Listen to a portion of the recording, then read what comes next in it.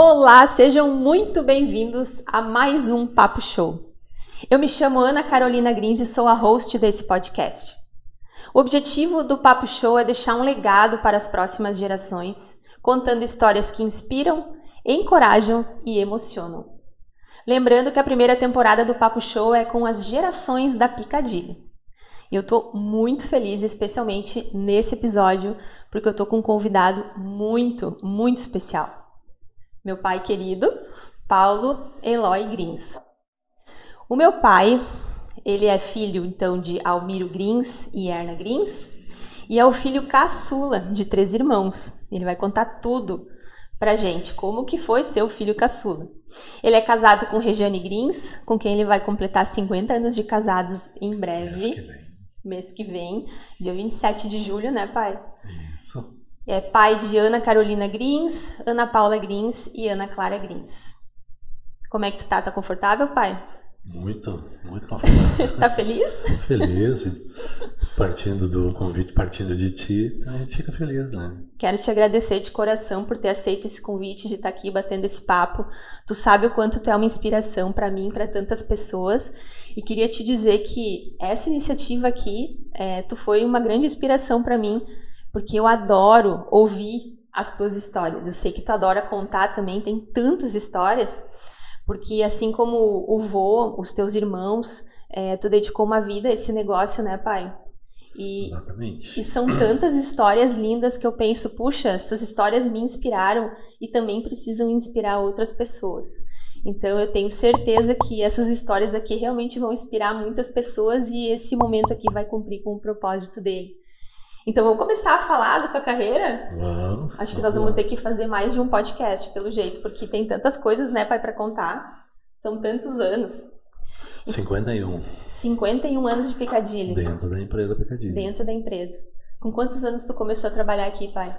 Registrado com 11 anos, mas antes disso já mexia. Já ajudava. Já mexia com tudo. Vinha aqui visitar o pai e a mãe, morava pertinho, né? Então tudo era fácil, né? E aí Sim. automaticamente caía na produção, né? Onde tudo era feito de uma forma manual, né? Um empurrava o trabalho pro outro, né? Então foi muito cedo, bem cedo. Que legal. E como é que foi, pai, assim, tu começou então com 11 anos. Tu quer contar um pouquinho assim como foi a tua trajetória profissional aqui dentro, como que tu foi subindo os degraus, como que tu foi conquistando, né, as tuas funções aqui dentro da empresa? Essa é a história mais longa, né? Porque já foi muito tempo, né? Mas começou quando eu tinha em torno de 10 anos, porque com 11 anos eu pulei o último ano, que na época era 5 anos do primário, né? Uhum.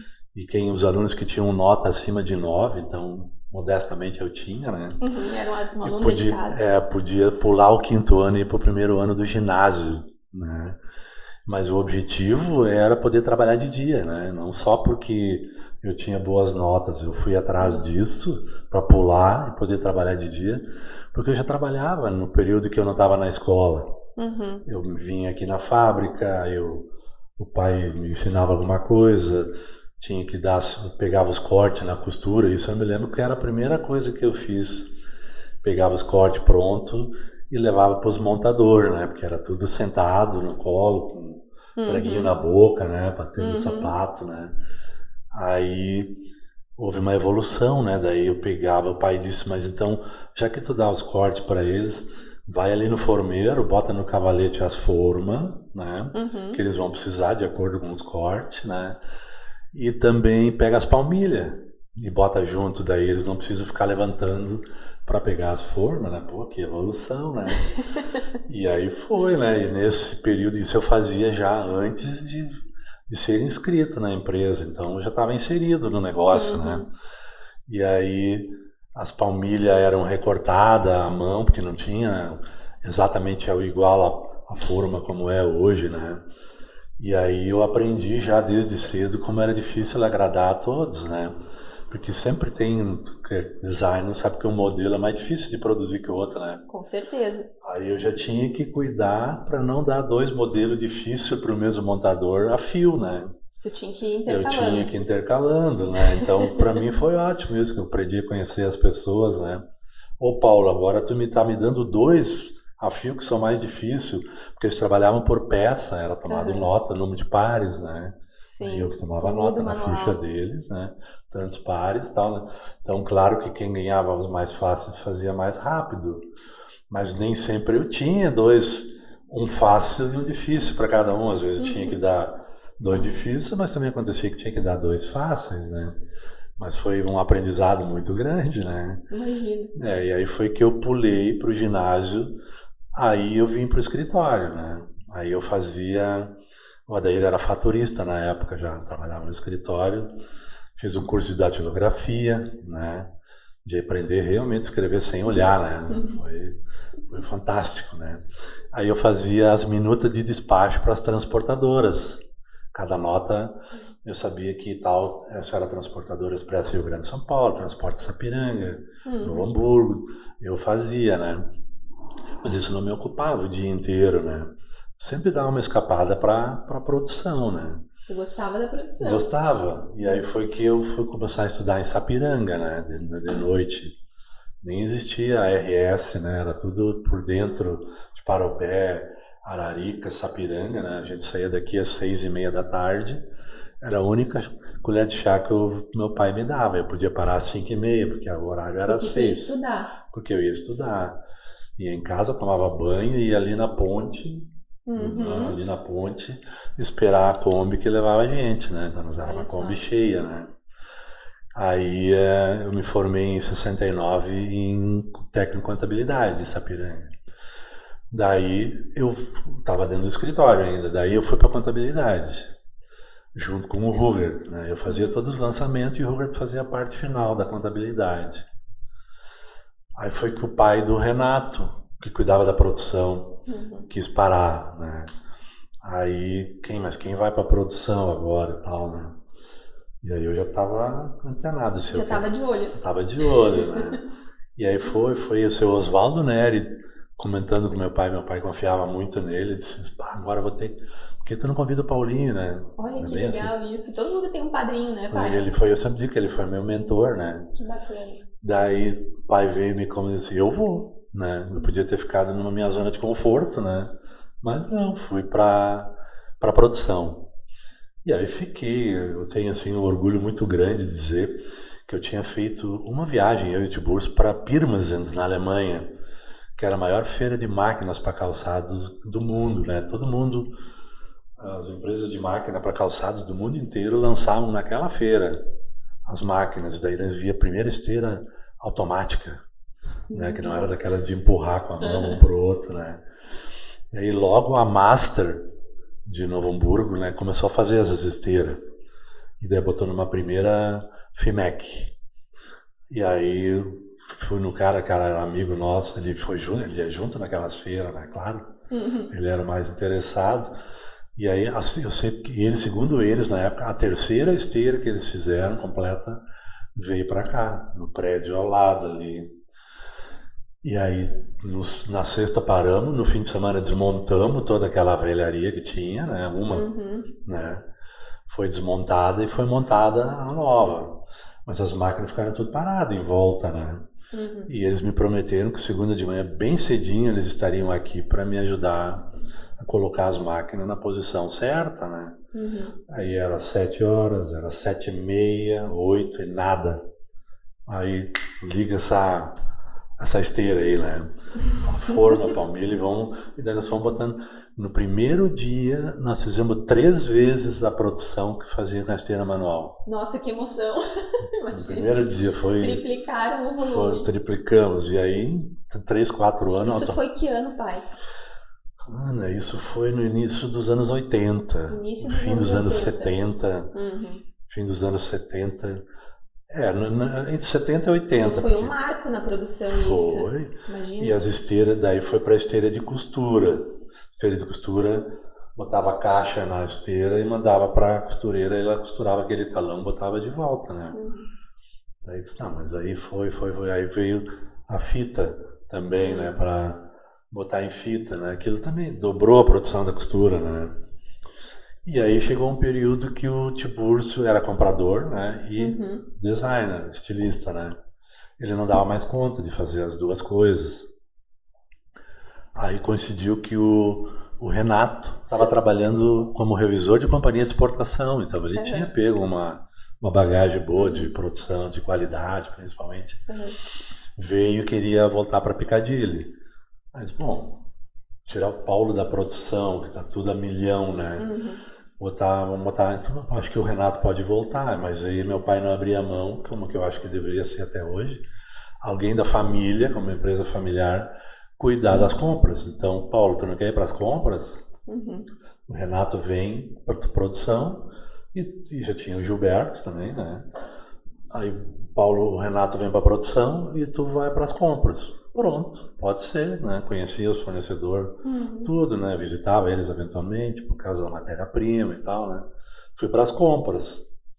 Aí foi que em 93 a gente exportava mais do que mercado interno. Foi aquele período difícil. Foi no ano que eu entrei, em 93. Anos difíceis e tal, né? Nós para negociar com as companhias de exportação, que também sempre foi comigo, mesmo eu estando na produção, no escritório, eu que negociava com as companhias de exportação todos os pedidos. E não estava conseguindo fechar pedido e tal, né? E aí o meu pai um pouco receoso de querer expandir e tal, né? Porque eu achava que podia criar mais modelagem, enfim, né? Eu decidi que eu queria sair da fábrica, né?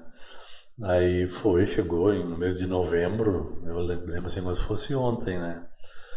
Eu disse que eu não saí de sócio, mas que eu ia sair como gestor, né? Daí peguei e parei, né? Acho que tu chegou a conhecer a companhia de exportação, o Edemar Schaefer, chefinha. Lembro. Me convidou.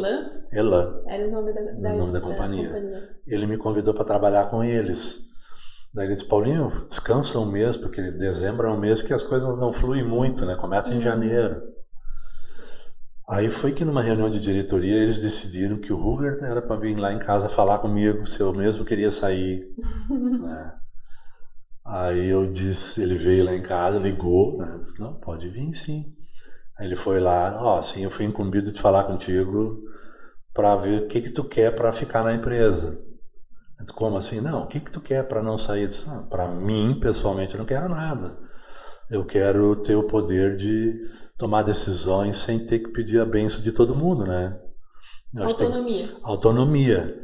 Mas em que, por exemplo? Se criar um departamento de vendas, que não tem, todo mundo atende um pouco, né? Quando o Hubert está disponível, o Hubert atende. Quando o pai está disponível, é ele. Senão é o Paulo que tem que vir lá das vendas ou da produção. Né? Porque os clientes vinham aqui e diziam, Paulinho, eu te conheci de calça curta. Corria dentro da fábrica de calça curta, né? E assim depois eu tive a oportunidade de ver os filhos deles também de calça curta, né? E aí foi que eu vim para compras, né? E aí foi que a gente contratou a Fokin Consultoria. Me lembro também, foi bem logo que eu comecei aqui. Para começar um trabalho de sucessão com o vô Almiro, né? Meu pai, teu avô, porque ele já sinalizava que ele queria isso, né? Porque ele já, naquele período, naqueles anos ali, nos últimos 15, 20 anos, ele já não estava aqui dentro, ele vinha aqui marcar, assinar as duplicatas, né? E ver as fax entrar, né? Ele adorava ver as coisas chegar por fax, né? Aquilo foi uma inovação, né? Pra ele também, né? Tu sempre conta essa história. Tanto que eu fui pro Paraguai comprar aquele fax, né? E ele disse, eu quero que ponha na minha mesa esse fax. Que ele não acreditava, né? Que ia sair pedido ali. Mas aí começou a vir, né? Aí ele vinha na minha sala. Dizia, mas Paulo, esses pedidos, será que são de verdade mesmo? Ai, que amor, imagina. Daí eu dizia, mas o pai, aqueles que vinham no malote, também a gente não acompanhou para ver se eram de verdade. Ele abria e daí... O malote era um envelope, tem que explicar para as pessoas. Do correio, vinha os malotes. Os jovens nem imaginam isso, o que é, imagina. Mas vinha um de verde, ele era verde, né? Era um envelopão de lona, né, pai? Sim. Tipo uma maletinha, assim. Aí ele vinha, quando abria chegava o malote, ele antes de vir, ele ia pesar o malote. Ele pesava os pedidos. Hoje deu 5 quilos de pedido. Né? Que é a evolução das coisas, né? Que loucura. Aí, daí passou pro fax. Aí os pedidos urgentes vinham tudo por fax. Aí eu disse, pai, eles são de verdade sim, né? É que os outros tu também não sabia se eram de verdade. A gente botava em serviço e eram de verdade, né? Então foram assim, né, momentos, e nesses períodos tudo de transição, quando eu estava na contabilidade, ainda colocava as fichas, uma por uma, lá cada fornecedor tinha uma ficha, né, lançava nota fiscal tal no débito e no crédito, né, depende, quando pagava era o crédito, né, e depois eu fui segundo a Sharp, na época era uma máquina Sharp para fazer contabilidade, que era com cartão magnético, que nem cartão de crédito de hoje. Tinha naquela tarja, atrás estavam os dados do fornecedor, do cliente. A gente botava na firma, depois de tudo lançado, botava na máquina, ela copiava o cartão, copiava. E daí naquele período eu ensinei o Vitor Robinson, o irmão da Nelson, ele assumiu o meu posto na contabilidade. Para tu poder assumir a nova função na comercial. Época, né? Então, e aí foi que a gente contratou a FOC, voltando ali, né? Para fazer o trabalho de sucessão. Aí depois, acho que levou uns 2 anos, né? Chegou o dia onde ia ser feito comunicado de quem seria o presidente. Mas para mim, pelo menos entre todos as coisas que surgiram, sempre foi em sigilo, eles com meu pai, né? Quem seria decidir, até para talvez questão de não me lembrar ninguém, né? Aí houve uma reunião, lá também conheceu a sala antiga de amostra lá, do outro lado, né? Sim. Era também a sala de reuniões. Meu pai comunicou que, em decisão, em conjunto com a empresa que fez o trabalho de sucessão, eu seria o presidente. E aí foi, né? Porque aí ele explicou o porquê, né? Porque eu viajava dizia que cuidava, trabalhava na produção, trabalhava na contabilidade, mas quando meu pai queria viajar, ele me levava junto. Tu já tinha aprendido bastante com ele. Eu ia com ele para São Paulo de Kombi, para Paraná, para Belo Horizonte, eu chegava aí de Kombi, levar sapato. Imagina. Uhum. Como era tudo difícil naquela época. E aí quando ia para São Paulo, eu fui dezenas de vezes, tanto que eu passava, que tu tem a testemunha, a dona Aparecida lá de São Paulo, de que eu ia lá criança, ficava 1 mês lá, passava as minhas férias lá, porque eu não era inscrito ainda, né, na FAB. Daí ficava lá, ela me ensinou a dirigir lá em São Paulo, né? Pois é, e tu visitou ela agora recentemente, com 90 e quantos anos, pai? 99 anos. Ela já me convidou pro dia 7 de janeiro do ano que vem, por 100 anos dela. Né? Imagina. Atuante, forte, nossa, né? Uma coisa maravilhosa. Que lindo, né? Que lição de vida. E aí, então, eu me lembro que em São Paulo, nós parávamos em Registro, antes da capital, né? Cidade. E aí nós pegávamos chapa de manhã cedo. Chapa é aqueles caras que conhecem toda a cidade. Ah, tipo um guia, assim. Um guia, mas chamava de chapa. Hoje ainda chama de chapa, né? Ah, isso eu não sabia. Eles ficam na entrada da capital, né? Perto ali. Daí o caminhoneiro não tinha GPS, não tinha nada, né? Nossa, era tudo muito mais difícil. Esse cara entrava na cabine junto com a gente e dava o caminho. Nós ia lá na Catedral da Sé, nós parava, porque era liberado das 5 da manhã às 7 entrar na rua direita. Eu posso dizer assim que com certeza quase que da capital de São Paulo, 60% do varejo de calçados era naquela rua. Todas as grandes lojas, Casas Vermelhas, Casas Pejan, Pontal, todos tinham uma loja naquela rua. E o pai já conhecia a ordem na qual nós ia descarregar. Então era tudo em caixinha, não era encorrugado, já para dar melhor ocupação ao espaço. Só passava um papel daqueles pardo no meio, sabe? Separava os pedidos por papel pardo. Não ia uma caixa individual dentro do encorrugado. Não, elas todas individuais. Sim. Daí nós parava na rua, imagina, naquela época, isso 50 anos atrás, mais que 50. Imagina. Descarregava o pedido da Besni. Botava ali e eu ficava com a nota. Daí era quase uma do lado da outra, né? Às vezes tinha 8, 9 pilhas, o pai descarregava e eu ficava com as notas. E o pai ia seguindo, descarregando aquele sapato. Né? E aí eu ficava esperando até 8h30, 9 horas que abria o varejo. Isso era de madrugada que eu já ficava ali. Nossa. E aí eles vinham, assinavam, conferia a quantidade de pares, assinavam o canhotinho da nota para mim. E aí eu pegava as notas e encontrava o pai lá no escritório do Marino, que era na frente da Catedral da Sé. Né? Então tem viagens que estragou o limpador de para-brisa, daí o pai se desesperou, né? Paramos num posto, e os caras Mas tem uma solução para você. O cara foi buscar uma cordinha, amarrou no puxador e botou pela ventarola da Kombi. Meu pai puxava pra cá e eu puxava pra cá. Sério, pai? Isso? Juro por Deus. Essa é uma história nova que eu não conhecia. Sim, fomos até registro, puxando, né, lá 200 e pouco, né, mas tinha que puxar, não tinha motorzinho pra arrumar, que né. Que sorte que ele te levava junto, né, que, pai? Sim, ele sozinho não ia conseguir fazer, né. Olha só. Nossa, foi... Nossa. Por então isso que eu admiro muito, assim, olha, hoje quem iniciou um negócio naquela época... Nossa. E estar hoje firme e forte no mercado, que é o caso do Piccadilly, que acabou de completar 69 anos de trajetória, é de tirar o chapéu mesmo. Porque seria muito compreensível desistir de um negócio lá atrás. Porque, olha, era muito difícil. Meu Deus do céu. Então a gente realmente tem que agradecer demais os que vieram antes, né? Vocês também como segunda geração, que passaram também muito trabalho pra gente poder estar aqui hoje, sabe? A ideia do teu avô, do meu pai, de iniciar a empresa foi, né, na coragem mesmo, né? Porque ele vinha de trabalhar na roça, trabalhar à meia, né? Porque iam seu Egon, o pai do Daniel, da Via Marte, tudo, né? Ele e o meu pai trabalhavam à meia na roça. Eles viam, alguém tem uma propriedade, aí, eu tenho, tu aluga essa propriedade para nós dois plantamos, a metade é do dono da terra e a outra metade eu e ele dividimos. Eles dividiram. Daí aquilo não deu por muito tempo, porque a família foi aumentando. O vô com ele, com o seu Egon. E aí eram amigos, se conheciam lá de Nova Hartz, de Solitária, aquela interiorzão ali, né? Daí foi que o irmão da avó Erna, da minha mãe, convidou o vô para largar aquele trabalho que dava muito pouco para abrir um alambique. Daí abriram um alambique, que era lá em cima, perto do colégio luterano, lá em cima era o alambique. Aí também não durou muito tempo, né? Aí meu pai abriu um armazém, que é aquele prédio que quase caiu ali agora com a enchente, tu viu na ponte ali? Nossa.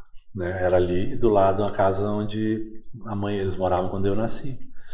E aí ele também ficou no armazém, ele disse que naquela época eu vendia tudo no caderninho, né? E o pessoal vinha pagar no fim do mês. Diz que a metade não vinha mais pagar, né? Aí eu disse, não, assim não vou conseguir criar minha família, né? Não vai ter jeito. Daí ele abriu a Samarina, Calçado Samarina aqui do lado, com 4 sócios que eu também conheci. Mas aí ele não ficou muito contente, né? Disse, eu vou abrir uma outra fábrica. Vendeu lá e abriu a Piccadilly aqui do lado, né? Com outros 4 sócios, né? 3. E aí estamos aqui até hoje, né? E era difícil. Mas, pai, essa história, eu tenho tanta pergunta ainda para te fazer, pai. Meu Deus, vai longe a nossa conversa hoje. Tem uma história que tu conta que com esse seu Egon da Via Marte... Que é incrível essa história, pai. Eu acho o máximo. Conta ela para nós. Como que a Via Marte começou? É uma história realmente maravilhosa. E o seu Egon Gewehr, né? Como era amigo do meu pai, né? Ele um dia veio para a igrejinha, né? Eu via ele vir para a igrejinha porque eu vivia por aqui, né? Mas não sabia do que eles estavam tratando, né? Ele veio para ver o que o pai podia ajudar ele, né? Que viu que o pai estava progredindo, estava indo bem. Aí ele veio e aí o meu pai disse para ele, bota uma fábrica de sapato lá em Picada, na época era Picada Hartz, né? Não é na Nova Hartz ainda. Bota uma fábrica e aí sempre que eu tiro o chapéu pro vô, né? Pro meu pai, que ele tinha só o curso de primário, né? Mas ele tinha uma mente, né, bem à frente. Empreendedor, né? Diz ele, bota lá uma fábrica que vai criar emprego, né, aí na tua cidade não vai criar vagabundagem. Onde tem emprego não cria vagabundo, né? Isso depois, meu pai dizendo para ele, mas depois o seu Egon que me contava isso, né? Ele te contava. Aí meu pai emprestou máquinas para ele e tal, né? Aí ele começou a fábrica, foi indo bem. Aí disse que daqui a pouco eu fiz, ele contando para mim, seu Egon, né? Aí eu fiz uma meia água, deu para aumentar a fábrica, já foi. Começou a ganhar dinheiro. Daí eu aumentei, disse, mas o Almiro ainda não veio me cobrar as máquinas. Tomara que ele não venha agora, porque o dinheiro que eu tinha, eu investi nessa meia água aí, nesse aumentinho que eu fiz aí. E aí, diz que um dia lá encostou o cara do pai lá, dizendo, meu Deus, tomara que ele falava o Miro, tomara que o Miro não venha me cobrar as máquinas. Aí disse que o pai desceu, tomaram café e tal. Aí ele contou pro pai que já estava indo bem, aí o pai ficou feliz. Daí disse que ele perguntou pro pai, Miro, tu não vem me cobrar as máquinas, né? Não, mas tu tem para pagar, tu pode me pagar. Eu ainda não tenho, eu tinha o dinheiro, mas eu achei que era melhor aumentar a fábrica. Mas daí o pai disse, então não te preocupa, tu tem mais um prazo. Eu vim aqui ver o número patrimonial dessas máquinas, porque elas vieram para cá e ninguém tomou nota do número patrimonial e a contabilidade está me cobrando aonde estão essas máquinas. Não era para cobrar, era só para... Mas aí diz que logo depois eu paguei o Miro. E aí toda vez que a gente encontrava ele, principalmente ali no quilômetro 4, né, não faz muitos anos que ele faleceu, acho que ele, pela idade já, ele não lembrava que ele já tinha me contado isso 20 vezes, né? Ele sempre fazia questão de contar tudo de novo e eu ficava escutando ele toda vez direitinho. A Tabita também, o pastor Olavo veio falar com o pai, que eles queriam com os cunhados dele abrir a Tabita. O pai emprestou as máquinas para eles abrir a fábrica. E assim foi a Beira Rio. O seu Almiro Sparrenberger, o pai do Betão, né? Sogro do Roberto Argenta, e o seu Alcido Linden, pai do Toio. Eles eram amigos do pai, até tinham um parentesco, assim, meio de longe, para começar a Beira Rio. Olha só. Ele emprestou as máquinas para a Beira Rio começar, e aí depois eles também foram crescendo, eles trouxeram o Roberto, estava namorando a Enaide, né, e tal, casaram depois, tal, né, então ele foi administrador, e o administrador até hoje, né. Então ele estimulou muito a cadeia calçadista aqui da nossa região. Sempre. E a Top Vision também, não? Top Vision foi o meu pai que abriu, né, ele que criou a fábrica para os cunhados dele. Olha só. Ela chamava, puxa vida, como foi a primeira razão social dela. Olha, essa eu também não sabia. Sim, ele fez para ocupar os cunhados dele, o Arlindo Kuntz, o Olmiro Kuntz, os primos dele e os cunhados dele, ele criou essa fábrica para eles, inclusive foi o primeiro lugar que Tiburcio foi trabalhar. Ah, que foi Calçados Mingo. Calçados Mingo. Ele contou isso. Calçados Mingo. Foi meu pai que abriu essa fábrica para os cunhados ter trabalho, né? E também depois, pela fábrica crescendo, ele fez até que o pai do Marcos da fábrica da cartonagem Campo Bom, chamava na época, né? Vim pra igrejinha, botar uma cartonagem em igrejinha, tu lembra que ele contou naquela noite? Na Box Print hoje, né? Mas era cartonagem Campo Bom na época, né? Então tudo fluiu muito em volta do meu pai, né? Ele era muito visionário. Visionário e o negócio foi crescendo e precisava outras coisas crescer junto, né? Nossa, essa é uma história incrível, assim, das pessoas saberem, né? Porque não é à toa que ele é tão, até hoje, assim, tão lembrado, respeitado, né? Admirado, né, no mercado, porque ele realmente deixou um grande legado, né, meu Deus. Ontem à noite, numa janta que eu estive com o Arnaldo da BBC, com o Pedrinho Kaiser ali da fábrica, ali Jean Patris, e mais outros empresários, o Edu, da Edu Máquinas ali, disse, nossa, eu me lembro que eu tomava uma cachaçinha com o teu pai lá no bar do Valdir, né? Ou lá no Cigano. Ele falava, né? E isso era o comum, né? Todo dia, no fim do dia, ia tomar né? E ali que ele se encantava, ali que ele encantava as pessoas. Exatamente, ele nunca perdeu a simplicidade dele. Ele ia de chinelo para tudo que é lugar, né? Até um dia, logo que nós começamos a assumir a empresa e tal, né?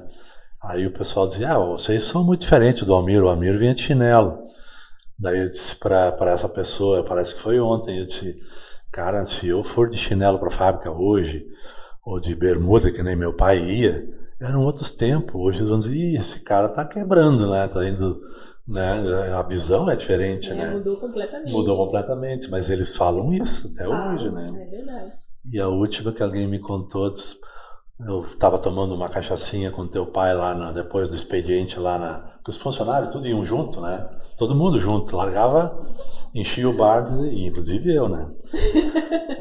Aí que o meu pai perguntou, por que tu tá tão quietinho hoje, né? Aí eu disse, porque eu vim do médico e me deu umas receitas aí e eu nem tenho dinheiro para comprar os remédios, né? Diz que o pai tinha dito, deixa eu ver essa receita aí. Isso faz pouco tempo agora, né? Deixa eu ver essa receita aí. O pai olhou, pegou, ficou com a receita na mão, né? Daqui a pouco ele disse, eu já venho, eu vou ali em casa, né? Que morava do lado ali, né? Já venho aí. Diz que levou a receita junto, né? Diz que daqui a pouco ele voltou, saquinho plástico, pega esse remédio aí, vai para casa, para de tomar cachaça e toma esses remédios e só volta a tomar cachaça depois que tu tiver curado. Diz que ele saiu para comprar o remédio pro cara. Não falou nada. Não falou nada. Então eles contam, as pessoas já bem de mais idade, claro, né? Tem que ser, né? Para contar as histórias dele, né? E ele era assim, né? Eu sempre dizia não tirar as calças dele porque ele tinha um coração enorme, o coração dele era maior que ele, né? E uma coisa que a gente até quase se emociona assim quando fica lembrando, mas ele era muito emotivo, né, pai? Nossa. Acho que eu e tu herdamos isso dele, né? Porque a gente chora por pouquinho. Nossa, parece que tem uma cebola, né? Esfregada nos olhos, né? Eu me lembro quando eu comecei a trabalhar aqui, aí saiu o meu primeiro protótipo que eu fiz. Eu senti um orgulho daquilo e botei numa caixinha de sapato. E a sala do voo era exatamente aqui embaixo, bem embaixo dessa sala aqui. E eu desci com aquela caixinha, ele tava na mesa dele, aquele óculos, que ele, nossa, tem a lembrança assim. Aí eu peguei e disse, vô, eu tenho uma coisa pra te mostrar. Aí entreguei a caixinha pra ele, eu disse, esse é o meu primeiro modelo. Aí ele abriu assim a caixinha, tirou o sapato, assim, tô vendo a cena, ele tirou o óculos, ele fazia isso, né, pai? Sim. E começou a enxugar as lágrimas, assim, então aquilo, e ele não conseguiu falar nada. Daí ele só me deu um abraço, assim, de tão emocionado que ele tava, porque acho que ele via realmente as coisas acontecendo conforme era o plano dele.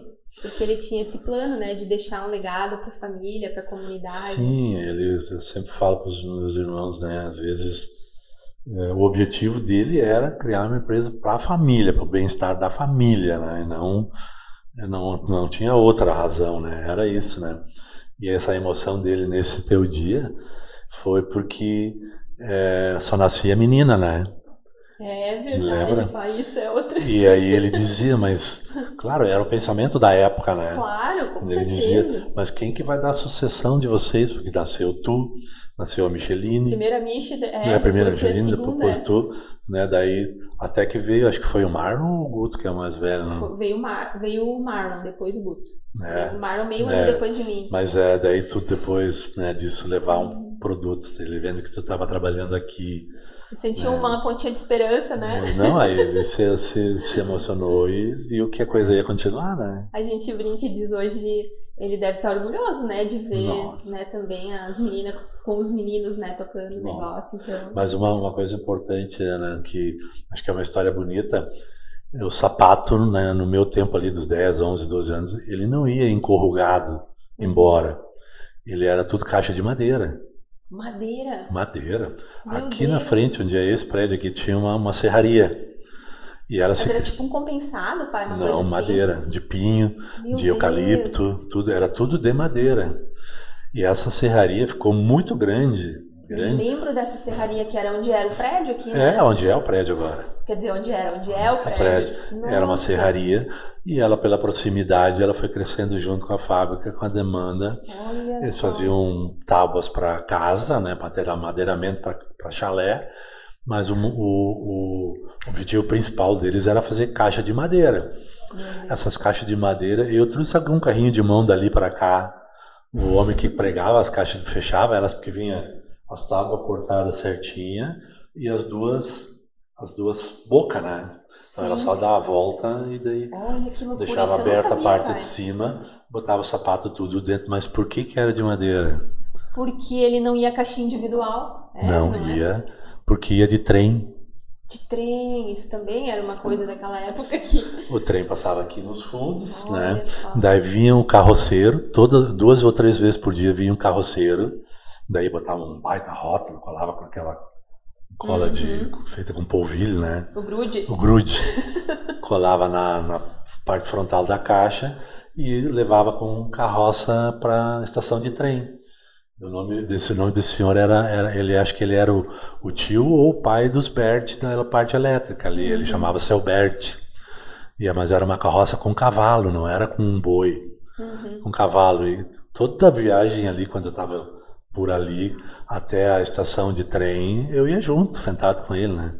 Às vezes a gente sacaneava, apertava o freio da carreta, os cavalos não conseguiam puxar, arrastava a roda, né? Até que ele descobria que os guris estavam atrás sacaneando ele, né? Pois é, né, pai? Tu era irmão caçula, pelo que eu me lembro, tu era, né, pai, bem arteiro, né?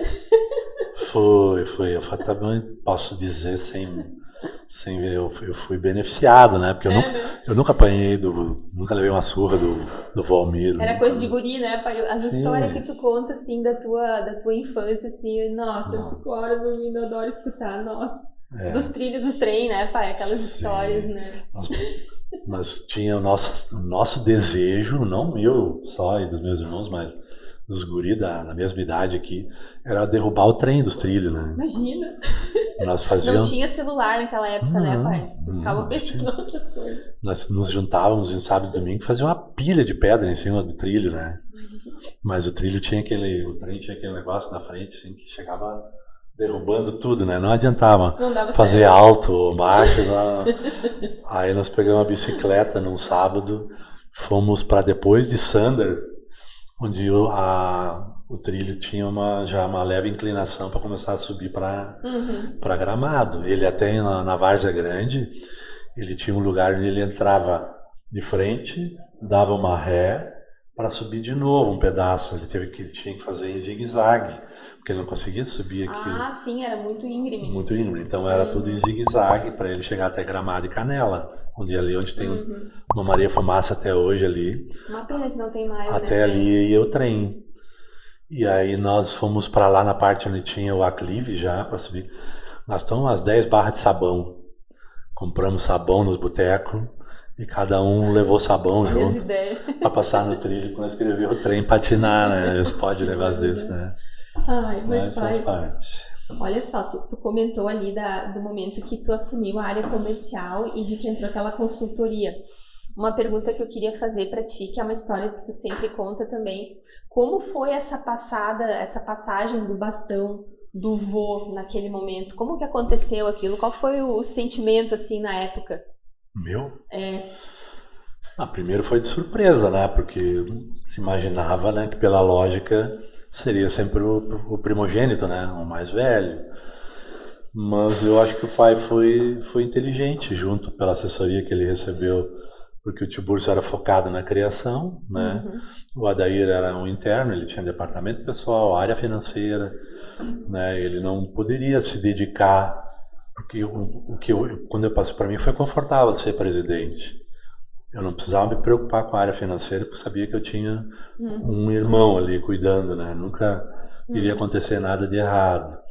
Na criação também, né? Então o meu foco como presidente foi representar a empresa em todas as necessidades, mas me foquei mesmo na área comercial, né? Tu foi presidente e diretor comercial, e diretor, né, pai? comercial. Tanto que o Áureo, que era da Fokken, ele ficou depois junto conosco, né? Até já preparando vocês um pouco, lembra, né? Sim, lembro. Ele dizia, Paulo, quando é que tu vai botar diretor-presidente no teu cartão de visita?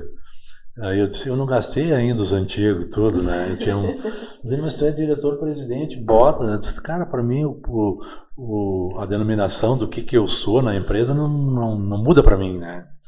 Até que um dia eu fiz um cartão, então terminaram os outros, né? Tinham feito um estoque muito grande. Eu botei, ele me pegou e levou lá na Que Doce para nós fazer um lanche junto para comemorar que agora eu era de fato presidente, porque eu tinha feito um cartão. Né? Mas eu acho que foi uma decisão inteligente. Não sei se chegou a magoar algum dos irmãos, pelo menos nunca me manifestaram isso, né? Mas foi bom para eles, foi bom para mim. E foi tranquilo pro vô esse momento, assim? Foi. Eu sempre digo, a única coisa que assim que eu me lembro, porque a gente já meio que sabia, né? Tu é testemunha disso, tu morou do lado da casa dele comigo 30 e poucos anos, né? Do que nós não resolvia durante o dia aqui, ele ia lá na minha casa de noite para resolver, né? Então, eu já praticamente já conduzia a empresa, né? Só foi uma oficialização, né? Então, acho que só um sócio não gostou muito na época, né? O Ruger, né? Se manifestou contrário, né? Mas depois também ficou tudo tranquilo, né? Ficou bem, né? Então, aí eu pude fazer já logo no ano seguinte, isso foi em 94, no ano seguinte eu fui eleito em 96 o empresário do ano no setor calçadista, né? Eleito pelo Jornal Exclusivo, os clientes, os lojistas que votavam, né? No melhor empresário do setor coreano calçadista, fábrica de calçados, aí tinha o de componentes, então para mim fazer parte daquela galeria só de empresários, né? Então acho que tudo isso também ajudou, né? Na sequência a gente ganhou o primeiro prêmio de diversificação de mercado, né? Sim. Depois ganhamos o top de marketing na empresa, né? Tudo assim, eu sempre divido essa conquista sempre da parte de marketing com o Alexandre Skovronski da Global. Porque Martins Andrade era a primeira era Martins, né? Andrade, depois foi Global. Aí quando ele veio aqui na fábrica, aquele foi o período mais difícil da empresa em todas essas décadas, né? 93, 4. 93, 4. A gente não tinha serviço que chega, porque eu não estava conseguindo negociar com as companhias de exportação, e chegamos a produzir para a Samarina, na costura, para ocupar as costureiras. E aí foi que a tua mãe, a minha esposa, foi vice-presidente da Oktoberfest, a primeira mulher na diretoria da Oktoberfest. E a Martins Andrade veio vender aqui para eles como agência de propaganda para fazer divulgação da Oktoberfest. Foi a primeira divulgação assim bem profissional da Oktoberfest. E daí eu estava comentando com ela em casa, assim, eu preciso voltar a fazer coisas que o vô Almiro fazia lá nos anos 70, início dos anos 80. Se fazia muito mais propaganda na TV do que fazia naquele período. Se tinha parado com tudo, né? Não tinha condições econômicas para fazer também muita coisa, né? O Alexandre entrou na fábrica, olhamos aqui, levei ele para Rolante, olhamos ele, Paulo, isso aqui é um elefante dormindo, vamos acordar esse elefante. Eu me lembro disso, meu Deus. Vamos acordar esse elefante. Disse, eu te trouxe aqui para me ajudar nessa tarefa. E aí nós começamos, daí isso foi ali em outubro. Diz ele, Paulo, vamos fazer propaganda a full, né? Em janeiro e fevereiro. Aí eu disse, cara, mas em janeiro e fevereiro ninguém faz propaganda, é depois, é em março, abril, né? Sim. Vamos fazer em janeiro e fevereiro, na TV, vamos entrar rasgando, e na revista Caras, né? E foi super, aquela época era fácil, né, para comunicar. Sim. Era na Globo, na TV e na revista Caras, na né? revista Caras. Era isso. Aí fomos nisso, daí foi um outro momento espetacular da empresa, né?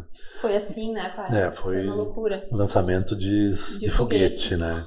E foi nesse período também, né? Eu sei que faz parte das tuas perguntas, né?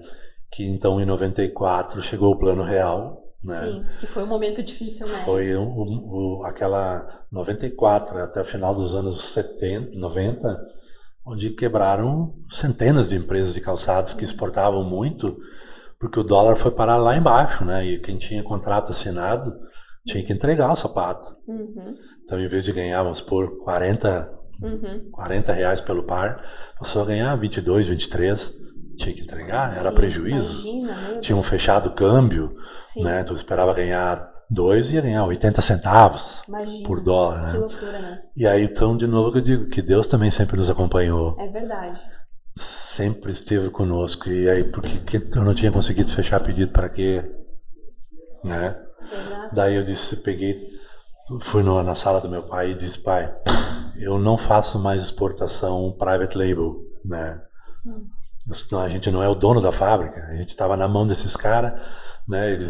Tu acha que alguém procurou os outros que estão quebrando aí para dizer, não, mas eu te pago um pouco mais, porque para o importador isso não fazia diferença.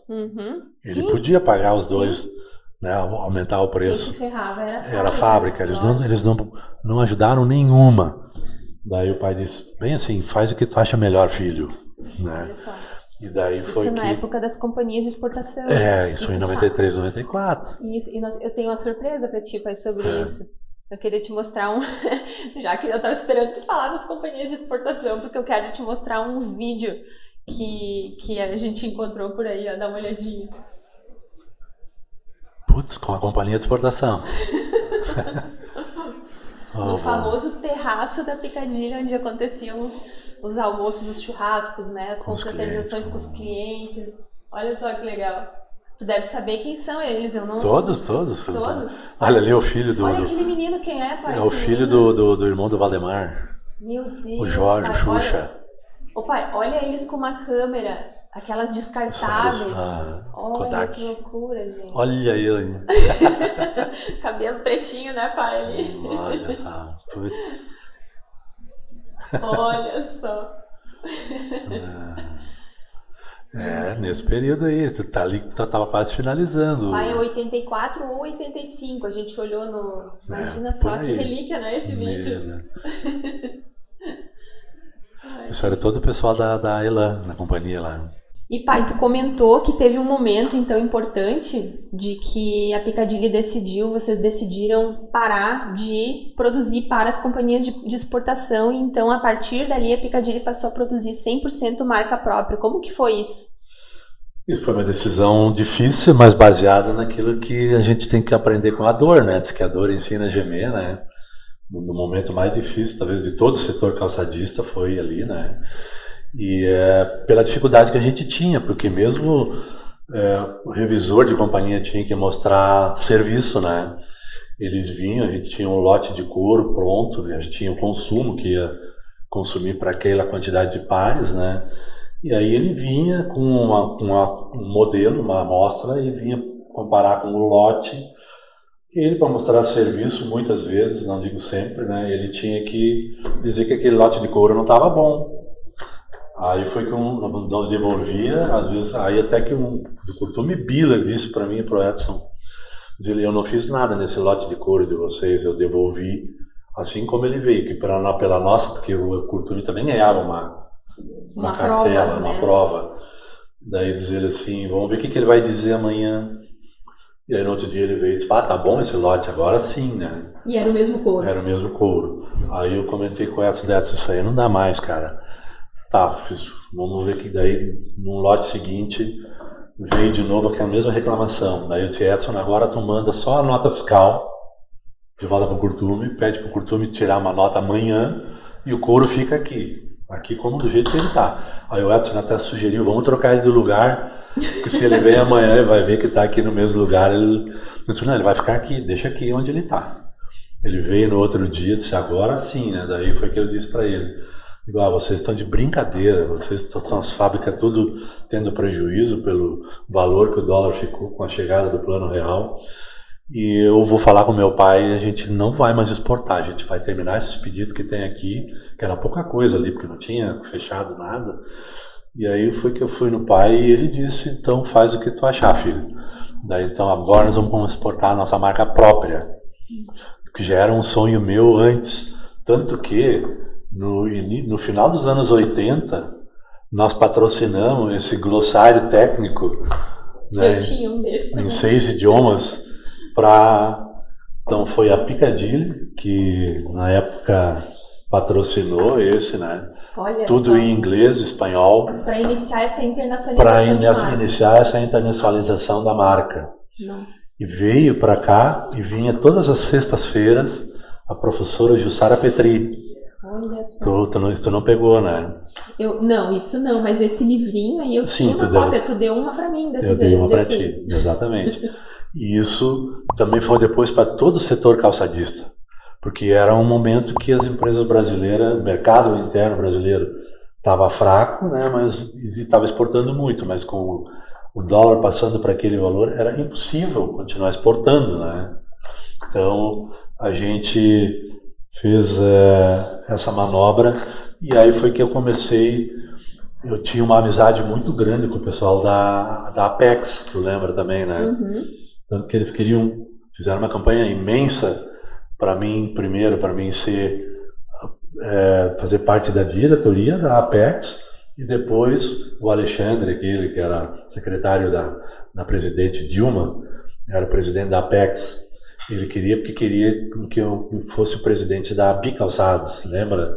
Que a gente trabalhava muito com a Apex, mas a Apex convidava a mim, daí eu comecei a levar o Marlon, teu esposo, junto, para as feiras no exterior, nos consulados, né? E normalmente daí tinha, no próprio prédio do consulado, fazia as reuniões, as feiras, né? Eles convidavam um por segmento, era o segmento de couro, um segmento, sei lá, de tecnológico, de tudo, de máquina, e fazia exposição lá no consulado. E aí normalmente era quase só nós, o sapato, né? Às vezes tinha uma outra fábrica, né? Não sei por que elas não foram, se elas não acreditavam muito nesse modelo de feira. E foi aí que em pouco tempo nós chegamos a 60 países diferentes, né? E eu, assim, para mim era questão de vida ou morte registrar a marca nesses países, né? Tanto que eu digo hoje que eu não sei se até hoje tem uma fábrica de calçados que tem a marca registrada em tantos países como a Piccadilly. Nossa, isso é um ativo. Então, em muitos países tive que comprar a marca, outros países era um processo judicial, né? Tipo, na Argentina nós pagamos $200 mil pela marca, pelo que se vende até hoje, valeu a pena. No Chile tinha uma fábrica de meias que tinha a marca Piccadilly. Fiz um acordo, eles passaram a usar só em meia a marca Piccadilly e nós no calçado. Aí no Uruguai paguei $25 mil e assim foi, né? Outros lugares. Isso é visão, né, pai? Sim, outros lugares a gente então já tinha vendido para eles, né, no país, eles corriam e registravam a marca. Mas isso era para mim a maior prova de que eles tinham copiado a marca, porque eu provava para eles que ela registrou depois que comprou de mim, né? Mas tudo era processo, tudo era custo, né? E eu me lembro que o único país que eu não consegui, não sei se hoje acho que ainda não consegui, era os Estados Unidos, né? Porque lá a gente tem a marca registrada Piccadilly by Cloud. A gente teve que acrescentar esse by Cloud, né? Mas os outros todos. Então, isso foi uma internacional. A feira, em 94, foi a primeira vez numa feira na China, quando o Ocidente ainda não estava nem indo para a China. Né? E aí fizemos, nesses meio tempo tudo aí, criamos a marca Cali, que vendeu muito. Ela era um produto mais barato que a Piccadilly, né? Daqui a pouco chegar à conclusão de que a Cali estava começando a vender mais que a Piccadilly e o retorno financeiro não valia a pena, porque ela era margem de lucro menor. Então vamos focar mais na Piccadilly, né? Hoje eu faria diferente, eu jamais terminaria com a marca Cali, né? Fizemos nesse meio tempo o Dailysman, um sapato masculino. Foi logo que eu entrei também. Que se tivesse ficado com ele, talvez fosse hoje uma das marcas mais vendidas, porque hoje tem uma marca que faz, né? O mesmo produto com aquele foco de conforto que a gente sabia fazer, porque só fazia Piccadilly, conforto, né? Então mas também, né? O homem gasta muito menos sapato, então consome muito menos, consome muito menos, né? Ele limitava a nossa produção de Piccadilly, né? Tinha demanda para Piccadilly. Então a gente passou por muita coisa, muita decisão que tinha que ser tomada, né? Paramos com o Dailysman, né? E ficamos só na Piccadilly, como até hoje ainda, né? Mas tudo isso era baseado com vontade de trabalhar e fé, né? E que eu tinha na minha mesa, no lado direito, sempre, uma frase do Rui Barbosa. Ela ficou uns 30 anos, eu mudava de sala, mas ela vinha junto, né? Que dizia: de tanto ver triunfar as nulidades, de tanto prosperar a desonra, de tanto ver crescer a injustiça, de ver agigantar-se o poder nas mãos dos maus, o homem chega a desanimar da virtude e a rir-se da honra de ter vergonha de ser honesto. E eu usava ela quando alguém, um representante ou sei lá, um fornecedor vinha com alguma querendo me engambelar, né, diz o outro, né? Eu dizia, eu puxava aqui, dizia: lê isso aqui, cara, seja honesto, seja sério. Não seja mais um desses aqui que faz com que as pessoas tenham vergonha de ser honesto, né? E quando eu tinha que tomar uma decisão muito pesada, eu li isso aqui. Na verdade, A gente deveria ler todo dia de manhã bem cedo. Isso é muito extenso para ler aqui, Ana. Mas vamos botar então para... Mas ponho. Eu acho que é uma das coisas mais lindas que eu tenho na minha vida, tanto que eu saí da fábrica e levei junto. Olha só. Só vou ler primeiro essa partezinha. Quando você se levantou pela manhã, eu já havia preparado o sol para aquecer o seu dia e o alimento para a sua nutrição. Sim, eu providenciei tudo isso enquanto vigiava e guardava o seu sono, a sua família e a sua casa. O resto eu não vou ler porque a gente Mas vamos emociona. Colocar. Ele deve Mas a internacionalização ficou para mim tão forte que a gente criou isso aqui, né? E queria que todo mundo aprendesse inglês para nós ir nas feiras no exterior, sabendo falar inglês, falar espanhol, né? Italiano, né? Eu falo português, alemão fluente, falo italiano, depois de 2, 3 dias na Itália falo quase fluente, né? Tem que, a gente não pratica, né? Inglês nunca passei vergonha, né? Me viro tranquilo, né? Mas era assim, as máquinas, quando começaram a vir as máquinas programadas, elétricas, né? Com programa de todas, eu aprendi primeiro antes de um funcionário da fábrica. Eles tinham que vir no sábado ou no domingo ou no dia de semana depois das 18 horas. Ensina eu, depois eu ensino os funcionários. E muitas vezes eu trabalhei o dia inteiro na máquina porque a funcionária não vinha, mas a produção não parava. Porque eu sabia trabalhar na máquina. Até que começou a vir mais máquinas, aí a gente sempre sabia que tinha uma reserva, né? A gente começou a fazer reservas. Mas as primeiras que vieram, tudo eu que sabia programar. Nossa, mas eu fazia porque eu gostava, né?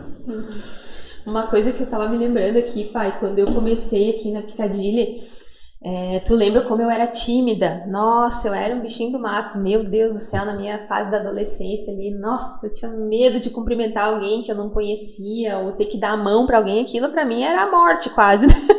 De tão tímida que eu era. Daí eu me lembro que eu comecei a trabalhar aqui, aí tu ficava assim, né, orgulhoso de, pô, agora minha filha tá trabalhando aqui, daí sempre que chegava ou um cliente, ou um fornecedor, que tu sempre, tu tem, eu digo, teu networking é algo realmente invejável, né, e acho que tu pode falar, deve falar sobre isso também, da importância, porque todo mundo precisa saber do poder do networking. Aí eu me lembro tu me chamando, tu toda hora me chamava para me apresentar para alguém, porque tu, né, queria que eu conhecesse as pessoas, queria me ensinar também essa coisa principalmente nas feiras, do né? Relacionamento. E daí eu me lembro que eu cheguei na tua sala, daí tu ligava, Ana, vem aqui, quero te apresentar para um fornecedor. E eu descia já tremendo, assim, de vergonha que eu tinha. E aí, né, eu cumprimentava, daí quando essa pessoa saiu, tu disse, fica aqui, Ana, eu nunca me esqueço disso, fica aqui. Daí eu pensei, ai meu Deus, tu vai te lembrar, eu disse, ai meu Deus. Aí tu disse, me dá a mão aqui, vou te cumprimentar. Daí tu me deu a mão assim, daí tu disse, não é assim que se cumprimenta uma pessoa. De novo, eu vou te ensinar, é assim que se cumprimenta uma pessoa. Tem que, dava a mão assim, tem que dar né? firmeza, tem que passar firmeza na... E aquilo ali pra mim foi, nossa, foi um ouro aquilo ali, isso ali mudou a minha vida. E eu comecei a observar isso, tanto que hoje quando alguém me cumprimenta assim, eu penso, nossa, que vontade de poder também, né, dar essa dica pra pessoa do quanto isso faz diferença. Poder cumprimentar alguém olhando no olho, com firmeza, isso passa confiança. E isso é muito importante, né, para ir numa negociação. Nossa. Para quem trabalha com relacionamento. Passa confiança. Na área comercial, especialmente, assim, olhar no olho, demonstrar o interesse na conversa quando está conversando com o cliente. Então, são coisas assim. E pai, o networking é uma característica muito forte tua. Tu já não está na gestão desde 2015, né, pai? 15. E tu continua assim se relacionando muito. Fez 9 anos semana passada. 9 anos. E tu continua sendo assim muito lembrado em função de todo esse teu networking. Tu gostaria de falar alguma coisa, de dar uma dica para os jovens que estão começando a sua vida profissional, do quanto o networking faz diferença? E tu também dizia assim para mim, Ana, tu não precisa saber de tudo, mas tu tem que ter o telefone de quem sabe. E isso é networking, né? É networking. Puro, né? Puro, o mais puro que existe. Isso eu aprendi com o meu pai, né? Meu pai era assim, né? Por que as pessoas tudo gostavam tanto dele? Porque ele era alegre, expansivo, né? E olhava no olho das pessoas, né? E realmente foi isso que eu aprendi com ele. E vi logo desde pequeno a diferença disso, né? Eu tenho no meu celular, esses dias eu olhei 4.600 e poucos contatos, né? E 60%, 70% são clientes, representantes comerciais, clientes do Brasil, do exterior e tudo, né? Agora, na semana passada, 69 anos da fábrica, eu podia ter ficado o dia inteiro só olhando meus e-mails e WhatsApp, que eu não daria conta. Eu terminei de responder no fim de semana, né? E então que essa próxima geração toda ela, mas eu sei que isso tem que vir muito no DNA.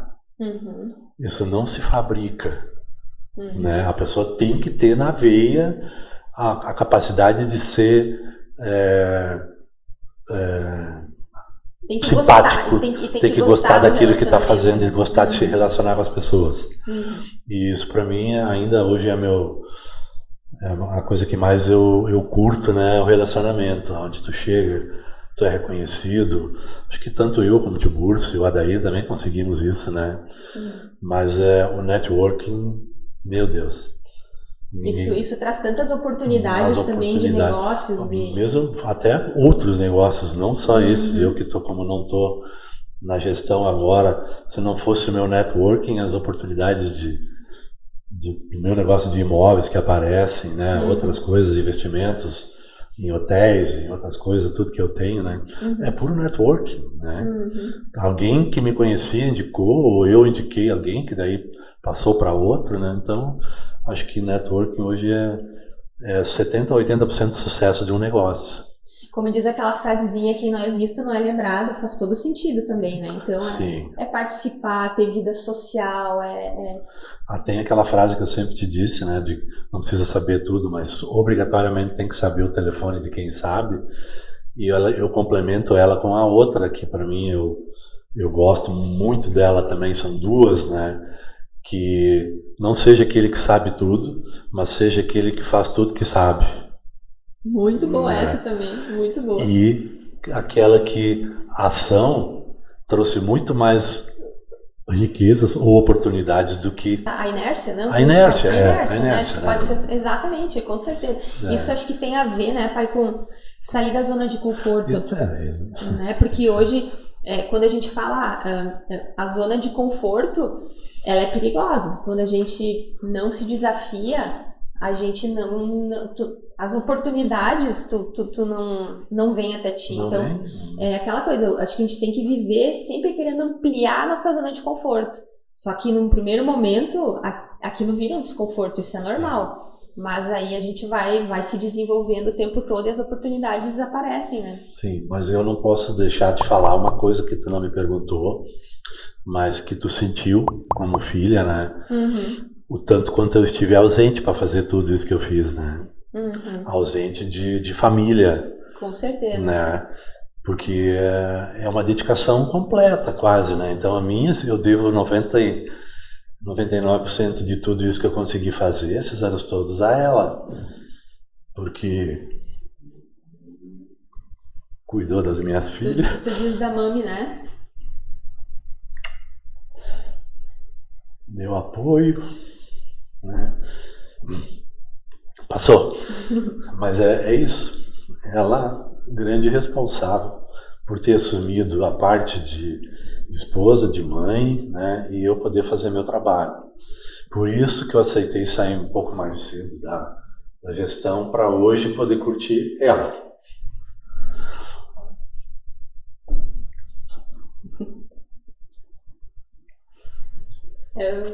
Tem uma frase que eu gosto de dizer assim: ao lado de todo grande homem tem sempre uma grande mulher. E eu tenho certeza, assim, o papel das esposas de vocês, todas elas, foi muito importante para a Picagile estar aqui hoje. Se não tivessem elas aberto mão de tantas coisas, de carreiras, que foi o caso da mãe, né? Porque ela abriu mão de ser professora. Essa semana ainda uma pessoa disse, né, do quanto se sentia honrada em ter sido aluna da mãe. E ela abriu mão de tudo isso, uma coisa que ela gostava tanto para alfabetizar, né? Para que, né, tu pudesse, né, pai, se dedicar 100% ao trabalho. E hoje ela diz, eu não me arrependo de nada, isso me deixa assim com o coração tranquilo. Ela diz que valeu a pena, mas com certeza ela merece muito esse reconhecimento. Sim. Mas tu falou da mãe professora, eu só posso contar também, né? Quando eu estava no escritório, eu fazia a declaração de imposto de renda de 300 e poucos funcionários eram na época, né? Eu fazia em mês de abril, encerrava, hoje é no mês de maio que encerra, mas eu fazia as declarações de imposto de renda, chegava 1, 2 horas da manhã em casa, que tinha que ser depois do expediente.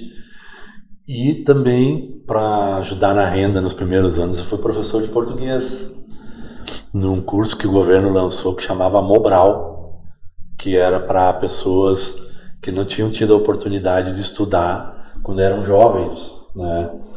E depois, já ali 20, 30, eu tive aluno de 40 anos, né? E aí o Heleno Sônia era professor de matemática, o Betinho Reis foi professor de História e Ciências e eu de Português. Então eram essas 4 matérias que eles tinham que estudar, né? Então eu também tenho volta e meia pessoas, eu lembro que o seu forma é professor, né? Que demais. E 2 desses meus alunos fizeram concurso no Banco do Brasil e passaram e se aposentaram no Banco do Brasil. Olha só, que pelo Banco do Brasil, né? Então eu fiz de tudo um pouco, né? Além do meu hobby, que é motociclismo, né? Então... e tem uma outra história. O tio Adair contou, né, também do lado dele com o esporte, mas tu, né, pai, tu Sim, foi, nossa. A gente me lembra tudo, né? Eu me lembro que eu ia junto nossa. Eu participava tinha os campeonatos do SESI, né? Primeiro dentro da cidade, depois era por região e daí era a final do estadual. Eu fui 9 anos a fio campeão dos 100 metros rasos aqui em Igrejinha, dos 4 por 100 com revezamento, 2 vezes vice-campeão estadual nos 100 e 2 vezes vice-campeão estadual de 4 por 100 com revezamento. E por último, a última vez que eu competi a nível estadual, nós ficamos campeão estadual dos 4 por 100 com revezamento, né? E aí até na época a sociedade ali na colônia, em Porto Alegre, a mais conhecida de Porto Alegre, Sojipa, queria me contratar. É impossível, né? Eu trabalho na empresa com meu pai e tal, não tenho como vir fazer treinos e tal, né? Então tinha isso também, né? E o futebol, né, pai? Tu também jogou bastante, aí né? Aí joguei, que em 1969, eu jogava pelo Igrejinha, nos juniores, já porque chamava juvenil. E aí, naquele ano, nem Grêmio nem Inter ficaram campeões estaduais. O Lansul, de Esteio, ficou campeão estadual de juvenis. E aí eles convidaram o Igrejinha para botar umas faixas neles lá em Esteio. E aí nós fomos lá. E aí estava, na época, o presidente do Grêmio, Rudi Armin Petri, assistiu o jogo. E aí isso daí já virou pro ano 70, porque era no fim do ano, a gente botou a faixa. E as faixas foi no início do ano, janeiro. E aí o Dr. Rudemir Petri me convidou, e eu fui, aí eu confirmei tudo, né? Mas no dia de ir para lá, a minha esposa disse: se tu vai realmente ser jogador de futebol, eu não quero mais namorar contigo. Daí tu teve que fazer uma escolha. Bem, não, eu tava com a mala na mão, com a malinha na mão, tudo prontinho, né? Tá falando sério, assim.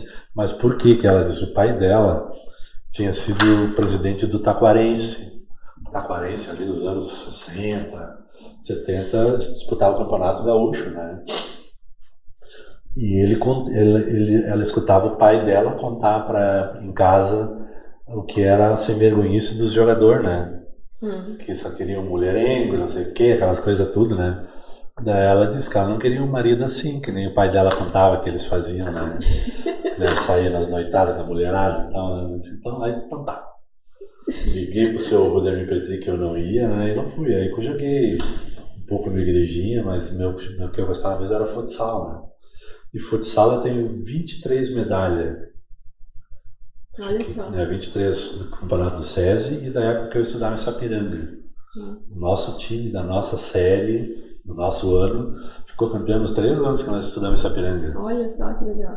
Mas era um timão também, né? Super ativos, né? Falando de esporte, enfim.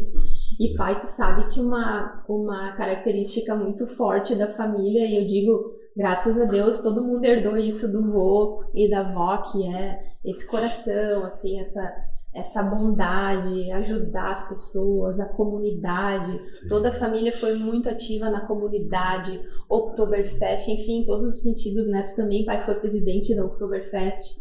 E eu queria que tu contasse para nós, pai, uma história que eu adoro ouvir, aquela história do menino de uma bicicleta que vocês isso foi conta lá, essa história, eu achei incrível lá em essa Porto história. Seguro, na Bahia. Olha só, é linda essa história. Tinha um menino de rua, a gente saía do hotel, tinha um menino de rua que vendia os passeios, né, de buggy ou de quadriciclo e tal, né? E aí ele oferecia e tal, no primeiro dia, segundo dia, eles vão comprar o passeio dele. Aí compramos o passeio dele, só que daí o cara do buggy levava ele junto, né, para fazer o passeio, né? Aí ele contou a historinha dele, né, de que ele era um menino de rua, que não tinha só mais a mãe, que o pai tinha separado, e que ele ganhava uns troquinhos desse cara e tal, né? Fizemos um passeio com ele, fomos pra Praia dos Carneiros, acho que foi ali que é perto, né, de Porto Seguro. Ele passou o dia com nós, né? Daí botamos ele junto para almoçar com a gente, tudo. Ele contou toda a história dele. Aí voltamos para Porto Seguro. No outro, aí já na ida, na volta, ele já vendeu um outro passeio para o outro dia, né? Daí pegamos ele, quando voltamos do passeio, disse: agora tu fica aqui um pouquinho com nós vamos lá dentro trocar de roupa, tu vai fazer um passeio com nós, né? Aí pegamos ele, esses dias eu vi a foto dele ainda sentado na bicicleta. Ai, que amor. A gente levou ele junto e comprou uma bicicleta para ele. Meu Deus do céu, é indescritível. Não dá para entrar muito em detalhes que a gente chora de novo, né? Mas aí, no outro dia, veio a mãe junto, então, né? Para saber se era verdade que nós tínhamos dado essa bicicleta para ele, porque ela achou que ele tinha roubado essa bicicleta. Porque ele não tinha dinheiro para comprar essa bicicleta, né? Então, assim, nossa, assim, a gente faz anonimamente, né, na cidade quase todo dia, né? Até os tios que tomam a cachaçinha deles ali na esquina são meus fregueses, né? O seu Paulo diz: não, hoje eu só pago refri para vocês, né? Eu acho que isso faz mais bem pra gente do que pra eles, né? Exatamente, quando a gente faz o bem pra alguém, é pra gente que a gente tá fazendo, então é muito legal ver isso, nossa. E o meu sonho era encontrar esse menino de novo. Um dia eu tenho a foto dele num lugar bem a jeito, porque se um dia eu voltar pra lá de novo, eu fui depois de moto pra lá, né? Olha só. Nós temos que botar essa foto dele nesse podcast aqui, quem sabe, né, pai? Porque a gente vai alcançar milhões de pessoas com esse podcast. Vai saber, né? Então, e isso do meu hobby também, né? Já fiz um mundão, mais da metade dele de moto, né? Sempre. Esse é outro, nossa, esse espírito aventureiro, assim, de pegar a moto. E qual foi a mais longa que tu fez, pai, de moto? A mais longa foi os Pirineus, na Europa, né? Apesar que já fizemos diversas na Europa, né? Pegamos neve, né? Não era previsto neve, a gente tinha que parar, esperar as máquinas que tiram o gelo da pista, vir tirar. Fantástico, né? A experiência, né? Meu Deus do céu.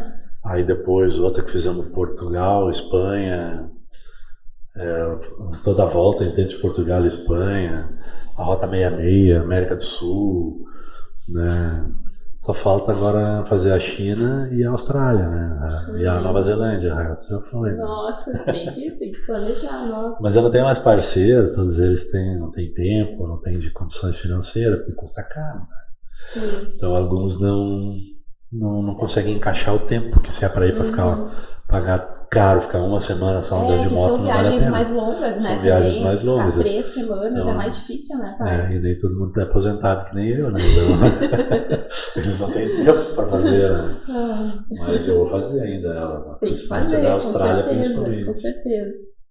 Nossa, falamos tanta coisa legal, hein, pai? Nossa, tem alguma coisa assim da nossa lista que tu... Tem várias perguntas aqui que eu ainda vou fazer elas, mas assim, falando do negócio, da história da Picadilly, algo que tu queira contar, porque aqui tem várias perguntas que eu ainda preciso fazer para ti que são bem importantes. Então faça. Hoje ainda? Sim, hoje ainda. Mas a gente pode fazer outros momentos para falar de algumas questões específicas também, que eu acho que vai ser bem bacana. Tu falou da questão da tua carreira na vida pessoal, né? Acho que isso foi importante que tu falou. Pensando assim, tudo que tu representa ainda, mas na época que tu estavas na gestão da Picadilly, tudo que tu representou, todo o legado que tu deixou, como que tu gostaria assim de ser lembrado, né? Como que tu gostaria que as pessoas lembrassem do Paulo, né, o profissional na Picadilly? Dos bons momentos, né, que foram muito maiores do que os maus, né? Porque toda hora eu tenho uma fama de explosivo que dentro da empresa aconteceu 2 vezes só. Eu posso garantir que foram só 2 vezes, né? Fora sim, né? Eu fui considerado o maior brigão da cidade, né? Esses dias o Coca falou pra mim que o Lauro, o irmão dele, Lauro André, dizia que os caras estão mexendo com o Paulo, eles não sabem com quem eles estão mexendo. Quando eles vinham, o sindicato vinha aqui na frente chamar os diretores de um monte de coisa aí, né? Me lembro disso mesmo. Então, mas nos bons momentos, eu desafio sempre que um cálculo que eu fiz superficial, que eu imagino que nesses 51 anos que eu fiquei aqui dentro, passaram de 35 a 40 mil funcionários por mim, que procure que eu tenha destratado ou tenha sido grosseiro. Se alguém falar que aconteceu, ele é mentiroso. E se ele conseguir provar que é verdade, eu dou meu patrimônio. Porque nunca aconteceu, né? Então, é isso que eu quero que eles lembrem, e eu sei que é isso que eles lembram de mim, porque ontem aqui no banco, quando eu fui no Santander aqui atrás, 2 vieram, tinha sido motorista e o outro trabalhava na costura, ajudava na costura. Vieram, seu Paulo, quanto tempo, né? Então é isso que eu quero que eles lembrem, né? Com certeza é isso que eles vão lembrar, né? Os bons momentos com os representantes, né? Além do poder de cobrança que eu tinha que exercer sobre eles, de cumprimento de meta, mas fora do trabalho, relacionamento sempre o melhor possível, né? Esses dias um ainda me relembrou, dá para contar, não é tão sujo assim, né? Quando eu operei o ombro, lembra? Eu fui para São Paulo na feira, eu tava com o ombro operado, tinha que botar numa tipóia, né? Daí deu um intervalo da convenção, né? Aí eu o momento que todo mundo vai pro banheiro, né? Aí eu entrei no banheiro, todo mundo, tava cheio o banheiro, né? Aí eu olhei e disse assim, quem vai me ajudar? E em 30 segundos esvaziou o banheiro, saiu todo mundo no banheiro, fiquei sozinho no banheiro, né? Eles contam até hoje, né? Diz que ninguém é amigo do Paulo, né? Que todo mundo saiu correndo, né? Então essas coisas, né? Que eu quero que lembrem, né? De momentos de confraternização, como sempre, quem cumpriu meta, quem não cumpriu também era respeitado da mesma forma, né? E sempre uma pergunta que uma vez eu fui convidado pela 0 Hora para participar daquela página Pessoas, não sei se tu chegou a conhecer. Sim. Aí eu participei, aquilo foi uma das coisas que mais deu retorno, assim, as pessoas gostaram, né? Assim, que para mim, fazia parte das perguntas naquele, que eu achava que era um bom negócio, né? Aí simplesmente uma frase bem simples, eu disse que um bom negócio era, no final do negócio, todas as partes envolvidas estarem contentes, né? Isto era um bom negócio. Aí os caras, numa frase simples tu conseguiu, né? E eu nunca li ela em nenhum outro lugar, né? Mas ela veio e para mim é isso, né? E o segredo para vender, né? Também, né? Tu ir num cliente, tem que deixar ele falar, não tu chegar e falar, só tu querer falar. Porque se só tu fala, ele compra de ti talvez, mas ele não está feliz. Porque ele não sabe, ele não tem certeza que se foi ele que comprou, se foi tu que vendeu para ele. Ele tem que ter a sensação de que foi ele que comprou. Ele tem que ter a sensação de que foi ele que comprou.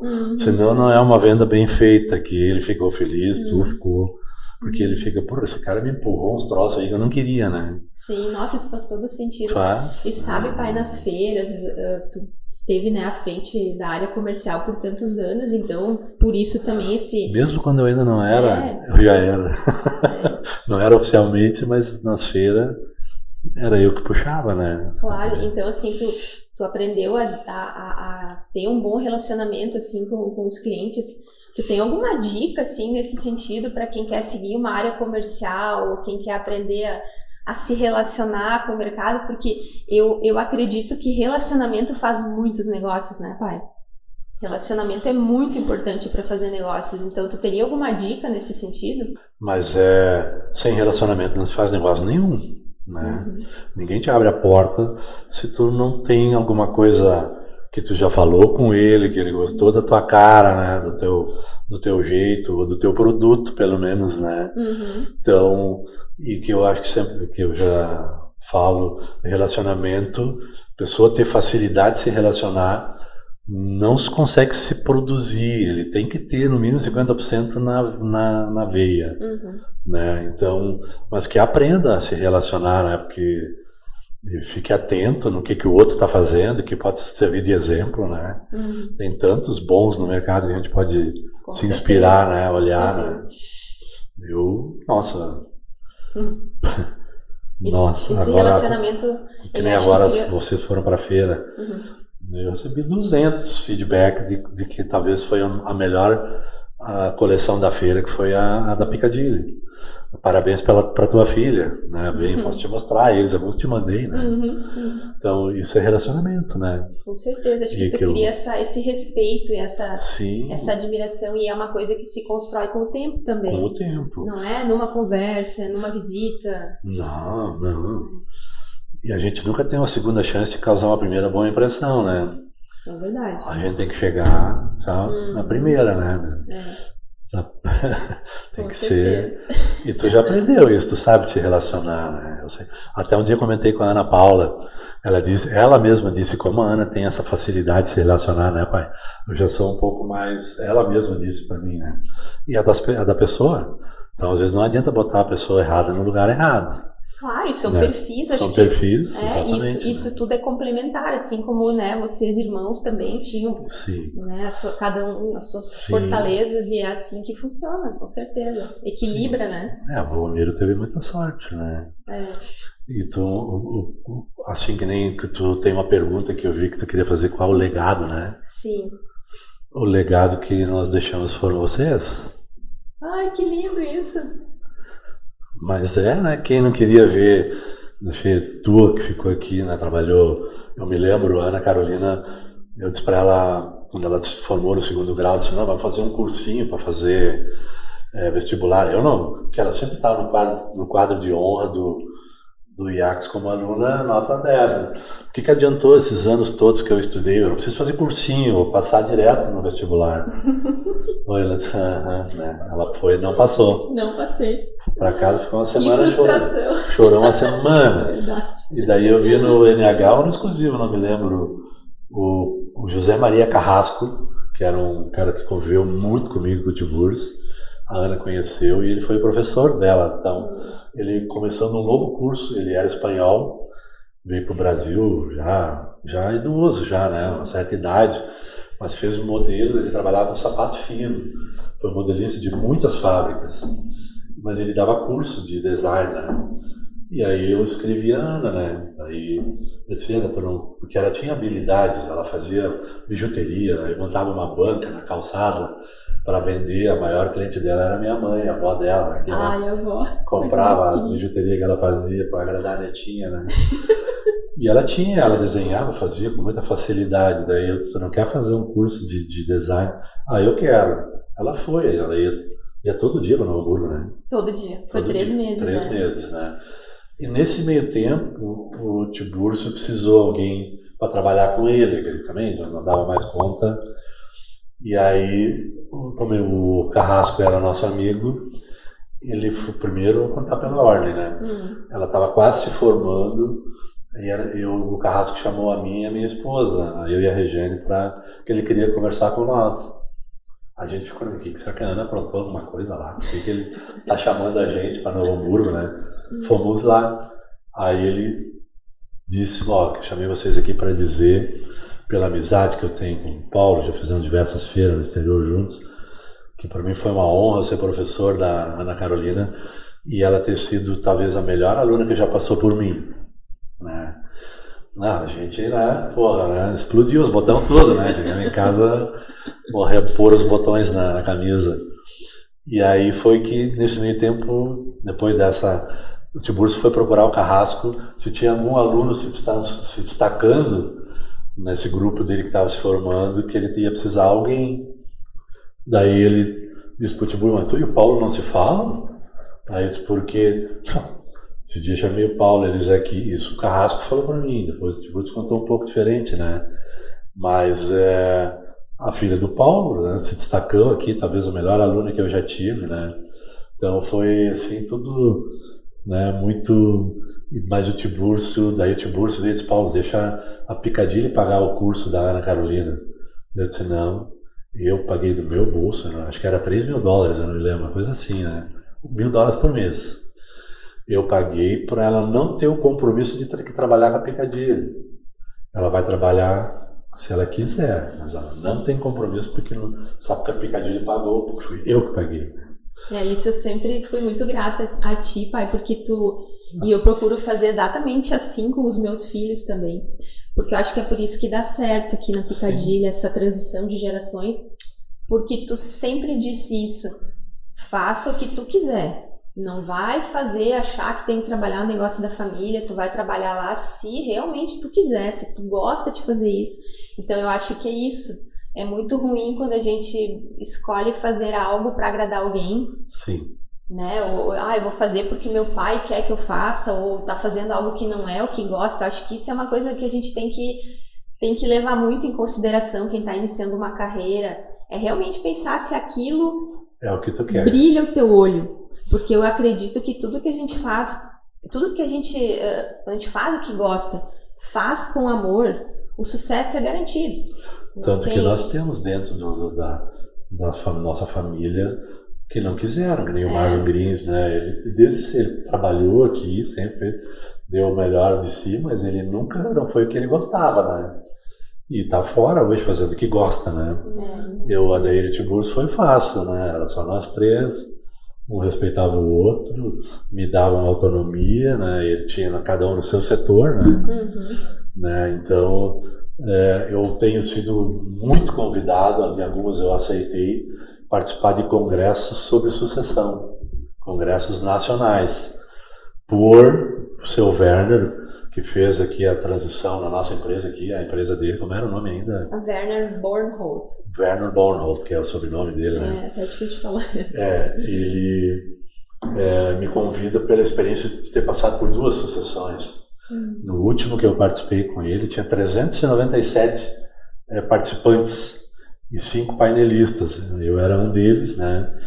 E o cara ali da Betanin, que vocês conhecem, aquela senhora dos Aços Finos Piratini, e os outros 2 eu não lembro o nome deles. Um é o maior atacado do Brasil, é um deles, eu não me lembro o nome deles. Eles até não são muito conhecidos pelo nome, mas é um negócio de outro mundo, o atacado deles, né? Eles atendem o Brasil inteiro, né? Uma cidade, o negócio deles. E o outro, um senhor que também era funcionário de uma empresa de aços especiais aí, né? Mas aí, desses 397, todos eles perguntaram por problemas que todos nós, painelistas, já tínhamos participado, né? Várias perguntas, 90% igual. Perguntas, funcionários antigos que nós herdamos, né? O que faz? Aí a minha sempre foi, em todos os lugares que eu vou vai ser a mesma. Ele está se pagando, faz a conta, se ele está se pagando, tu fica com ele, que funcionários antigos é bom. Tem o DNA, a cultura da empresa e tal, né? Mas se não estivesse pagando, manda embora ontem, né? Não, porque eu herdei meia dúzia, né? Outro isso, outro aquilo, né? Daí... É por isso que nesses momentos a governança é importante, né? Sim, quando começa a aumentar isso e começa a ficar cada vez mais complexo mesmo. Então é uma forma de de preservar, né, também as relações. É bom, mas não é fácil, né? Então, aqui, graças a Deus, deu certo, né? E a gente espera que continue dando certo, né? Mas, pai, nossa, foi assim, ó, meu Deus, falamos muito. Nossa, foi incrível, assim, quanta história passou assim, muito rápido. E tem muitos ainda, né? Nós vamos ter que marcar outros. Eu tenho certeza aí que essas histórias, que a tua trajetória, pai, o teu exemplo de liderança vai inspirar muitas pessoas, não tenho dúvidas disso. Bom, pai, foi assim uma alegria, uma satisfação ter esse papo show aqui contigo. O nosso propósito é encorajar, inspirar e emocionar, e a gente se emocionou Sim. hoje, né? Eu e tu juntos não podia ser diferente, né, pai? E porque tudo que a gente fala aqui é com o coração. Sim. E eu tenho certeza que esses conteúdos aqui vão inspirar muitas pessoas. Tu é uma inspiração para muitas pessoas, deixou um grande legado, e quando tu falou, nossa, o meu legado é vocês, isso ali realmente... Obrigada, pai. Te amo muito, tu sabe, né? E vamos imaginar agora que tu vai poder impactar 20 milhões de pessoas com uma mensagem, um conselho que tu gostaria de dar, baseado na tua experiência, na tua história de vida. Que conselho seria esse? Um conselho para atingir o sucesso? Qualquer conselho, assim, que tu acha que pode fazer muita diferença. Que possa fazer bem para alguém. Que possa fazer bem, tanto na vida pessoal, profissional. Que conselho seria esse? Primeiro, acho que primeiro de tudo é tudo que tu fizer fazer com muita paixão, né? Muita honestidade, né? Muita sinceridade, né? E pegar só bons exemplos, né, do que tu assiste, né, fazer uma seleção de tudo que tu assiste durante um dia, né. 80% é coisa ruim, né, mas se a gente quer, a gente tira bons exemplos, né, do que a mídia traz, que o rádio traz, que a TV traz, que os jornais trazem, né. E saber para onde que tu quiser ir, aonde que tu tá querendo ir, né, onde tu quer chegar. Tu quer ser só uma pessoa que vai estar acompanhando alguém, ou tu quer ser uma pessoa que vai te destacar perante alguém, né? Nunca querer ser melhor que alguém, né? Sempre querer ser pelo menos igual a alguém, né?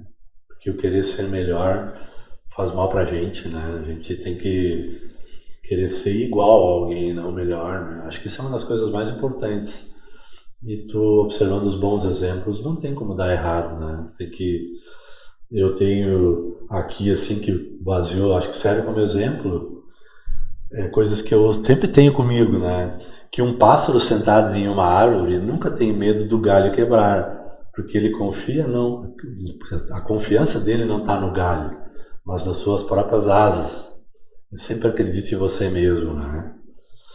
Isso é né? Acredita em ti mesmo, né? A outra frase, né, que eu tenho, inteligente não é quem sabe para onde ir, mas para quem aprendeu para onde não deve voltar. Ótimo, essa também. Né? Aqui, que é numa empresa familiar, para mim é uma das frases mais importantes, né? Eu não sei a receita do sucesso, mas a receita do fracasso é querer agradar a todo mundo. Nossa, essa aí é maravilhosa. Né? Nossa, essa é verdade. Essa foi uma das que eu mais tive que usar. Né? Essa é incrível. E se ainda não dá para ser exemplo no resultado, seja o exemplo no esforço. Né? Nossa, muito boas essas frases. Meu recado, meus sugestões, né, de quem quer atingir alguma coisa, né? E que faça logo aquilo que se faz bem, né? Não aquilo que já no começo tu não tá gostando muito, é melhor não continuar porque não vai dar certo, né? Tem que brilhar o olho. Tem que brilhar o olho, fazer com amor que o sucesso é garantido, né, pai? Obrigada, pai. Foi muito especial essa conversa contigo. Muitas coisas que tu falou aqui eu não sabia. Isso eu acho mais incrível e o mais poderoso desse legado que vai ser esse conteúdo que a gente vai deixar aí para as próximas gerações. A gente conhece a história contada em partes. Sim. Então, poder sentar por 2 horas praticamente conversando contigo, assim, ouvindo a história, nossa, aumenta mais ainda a nossa admiração por tudo que vocês representaram por essa empresa, porque a gente só tá aqui firmes e fortes porque vocês não desistiram lá atrás. Então, muito obrigada por terem acreditado na terceira geração. Vocês nos encorajaram demais o tempo todo. Foi incrível essa passagem do bastão que aconteceu. Vocês confiaram, continuaram nos apoiando, talvez nos momentos mais difíceis, um dos mais difíceis da história. A gente passou por pandemia, coisas bem difíceis, e saber que vocês estavam ali acreditando, apoiando o nosso trabalho, fez toda a diferença pra gente chegar aqui. Pai, aqui eu tenho uma lembrança especial pra ti desse momento, que com certeza vai ficar marcado na história. Eu espero que tu goste, é uma lembrancinha. Com certeza. Eu queria que tu olhasse essa canequinha do outro lado também. Essa foto que tu tanto gosta. Ah, linda, bonitão, hein, pai? Nossa, olha. Eu gasto, deu pra conquistar um coração, né? Ai, que amor, olha só. Muito obrigado. E também te deixo que foi um prazer de tu ter esse feeling de fazer esses papo show, que eu acho que realmente são fantásticos e vão deixar para a eternidade o que foi a família aqui nessa empresa, né? Beijo. Tchau. E quero agradecer a todo mundo que mais uma vez nos assistiu. Não deixem de se inscrever no nosso canal do YouTube, de dar um like nos nossos vídeos. A gente precisa para ganhar notoriedade no YouTube. Então, compartilhem também esse conteúdo com o maior número de pessoas, para que a gente possa continuar encorajando, inspirando e emocionando o maior número de pessoas. Muito obrigada, desejo um dia show para ti e a gente se vê no próximo Papo Show.